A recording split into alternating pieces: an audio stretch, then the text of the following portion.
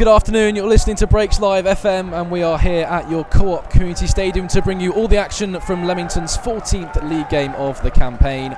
The suspended Joe Parker joins me this afternoon on commentary following the red card he picked up in last week's defeat against Chorley as Leamington welcome Southport for their 7th home league game on a turf where they've lost just once all season, as Harbury Lane is becoming something of a fortress for Paul Holloran and his men.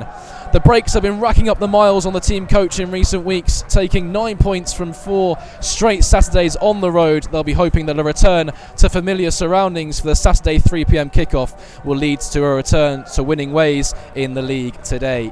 That being said, the Breaks do come into this one off the back of a 3-1 victory over West Brom here in midweek as they got their Birmingham Senior Cup defence off to the perfect start. Southport make the long trip down from the northwest, hoping to be the first team to win here since Curzon Ashton on the 4th of September and continue their run of redemption following a torrid start to proceedings in their season. The Sandgrounders had to wait until the 26th of October to find their first league win, but since then they've well and truly found their rhythm and are ascending up the National League North at a rate of knots. With 3 wins in their last 5 games and travelling to Harbury Lane unbeaten in 4, they will feel as though they've turned a corner in the run-up to the Christmas period. Edwards flicks off from the long ball and Turner's onto the flick from Kelsey Mooney down the left-hand side into the penalty area. Turner, support arriving in the middle, left-footed cross. Devon Kelly-Evans gives Leamington the lead. And it's Dan Turner who makes the breakthrough down the left-hand side, picked his head up and picked out Devon Kelly-Evans in the middle, and he did the rest, slotting home. And it's Southport, the Sandgrounders, who look lost at sea in these opening 10 minutes as Leamington take the lead, and it's Devon Kelly-Evans with his 2nd of the season. What a finish. Does what every number 7 does, gets in the right position, and he's stuck it in the net. And Leamington make their opening 8 minutes of pressure count. Leamington 1, Southport 0. The Sandgrounders stunned on Harbury Lane.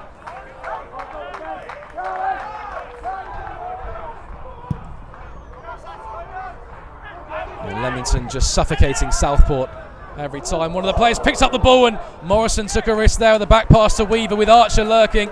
And Archer did get a toe on the ball but just dragged it wide of the Jake Weaver's right hand post from about 18 yards out. But Leamington living dangerously at the back.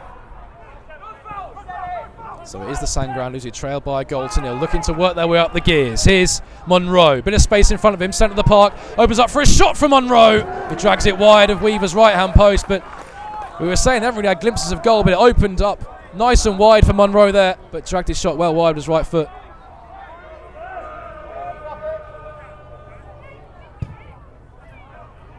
Weaver sends it long towards Kelsey Mooney, met by the head of Farm, only as far as Morley, who looks for the long diagonal ball with his instep towards Kelly-Evans. Prosser offloads to Meredith, driving in field, left-footed drives to the edge of the penalty area. Mooney then to get it out of his feet and get a shot away. Blocked, but then comes Meredith with the drive, and this time it's blocked by Edwards and behind for a corner kick, but something out of nothing there for Leamington really. It was Meredith who was the architect of the move, fizzed into the feet of Mooney, came back to Dan Meredith who tried it with his weak foot, and in the end it deflected back off Liam Edwards and behind for a corner kick. Brilliant ball to invite Morley forward on this left-hand side. Morley thought about the shot, will go for goal, but in the end it was straight down the throat of Cameron Mason. Dan Meredith with a beautiful switch ball out towards Morley, who had plenty of space and could carry it forward a few yards, pull the trigger, but tame in the end and straight into the gloves of Mason. Charlie Oliver. Long it up he goes towards Carver, looking to run off Carl Morrison, who stoops to meet the header. Over the top it goes towards Carver in the penalty area, and Carver brings Southport level, and out of nowhere the Sandgrounders stun Harbury Lane into silence, and it's Marcus Carver, that man again, who can't keep off the score sheet. His 9th in the league, his 15th in all competitions, and this one it was a delicate ball over the top to find him. He pulled away from the Leamington defence, had so much to do with Jake Weaver closing the angle, but Carver got his toe on it and just prodded it past the onrushing Jake Weaver. Leamington 1, Southport 1. A cheap goal to concede for the Breaks, but well finished by Carver. Yeah, we didn't deserve that. Not at all. Edwards. Here's Devon Kelly-Evans. Southport with players behind the ball, but it's Meredith who can carry it down the right flank. Skips past the challenge of Doyle. Stands up towards the back post. Mooney's there. Might come for Turner. Left-hand side of the penalty area. Still with Turner. Left Left-footed cross is blocked by a bundle of Southport bodies. There were some half-hearted cries for handball, more from the fans but in that Harbury Lane end than anything else. And the referee waves them away. First real phase of play we've seen Leamington put together in the Southport penalty area in the second half.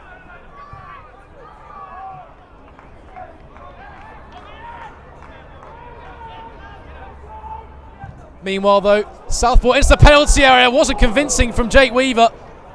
An in-swinging delivery from Doug Farm right on top of Weaver, who punched but didn't get a convincing hand on it. Farm again launches in towards the front post. This time it's headed on. Might drop for Himami. Stabs back and finds Munro. Southport will recycle this towards the right-hand side. In comes the cross. There's Carver with the header. Brilliant save by Weaver to tip it over his own crossbar. Corner to Southport, but they're really knocking on the door now, the Sandgrounders. Good save, big right palm by Jake Weaver, but Carver's remained on the deck. It's a bit of an innocuous one. The urgency from the players is worrying to get the medical staff on the field, but he seems a bit dazed, and the Football Association wants to take every precaution necessary when it comes to head injuries. So Carver being shepherded off the field by the physios. I'm not sure if Southport are going to make a change or not.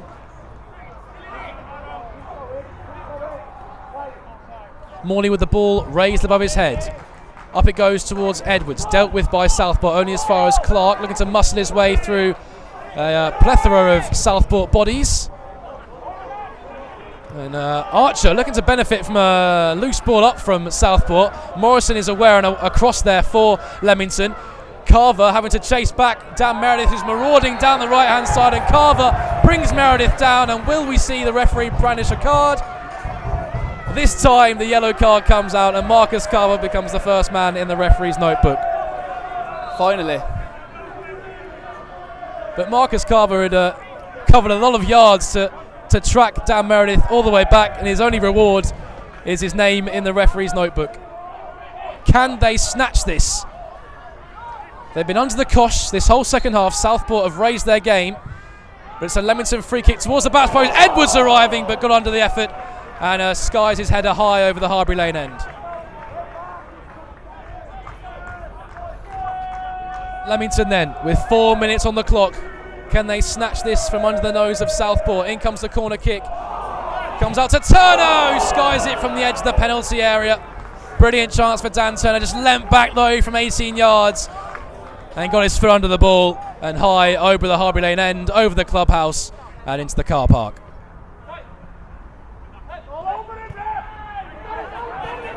But Gittins on the edge of the penalty area. Just dragged his shot wide. It's another chance that goes begging for Leamington. Gittins wasn't closed down. The bouncing ball on the edge of the 18-yard box just set up handsomely for him to hit it, but he dragged his effort well wide in the end.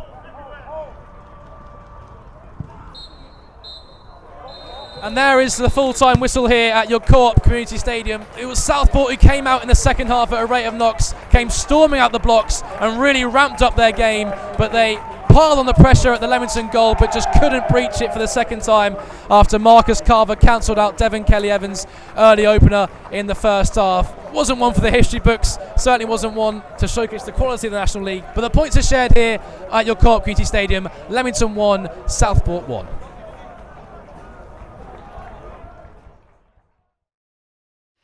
So Paul, another hard-fought game out there, come away with a point. Your thoughts on the game?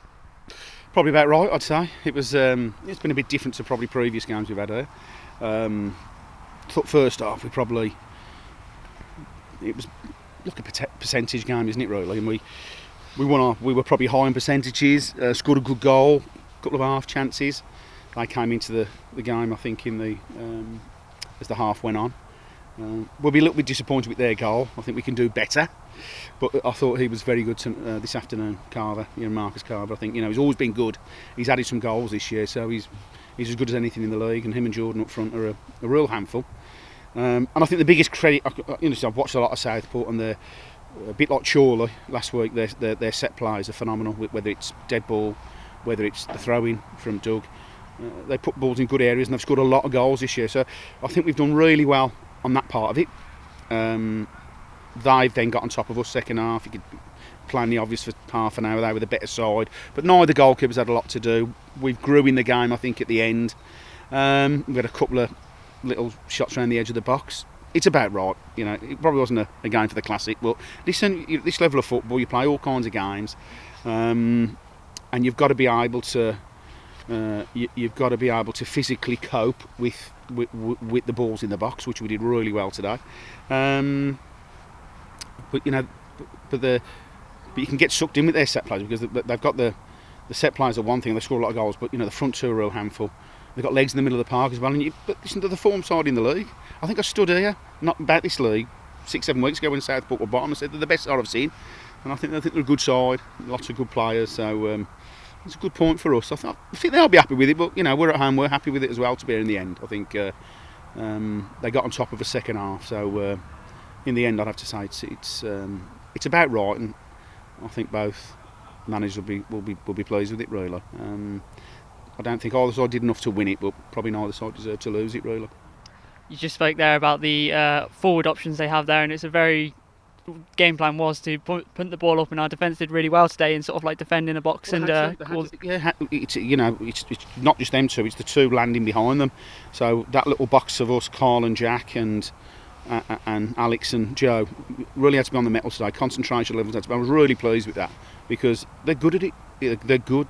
You know, they don't waste too many balls, and like you say, they're effective, and you can see why they've been getting the results they've been getting. So listen, it's probably a little different to the kind of performance last couple of performances at home, but something you've got to do. I was pleased that we were able to dig in and cope with it because there's been teams in recent weeks haven't been able to cope with South, but we've managed to do what we've got to do, and you know, you've got to win or stay in games or compete. And a difficult period there second half. Pleased me the most that we, you know, give it away, but we didn't spin them round. We didn't, but we did. We stayed in there.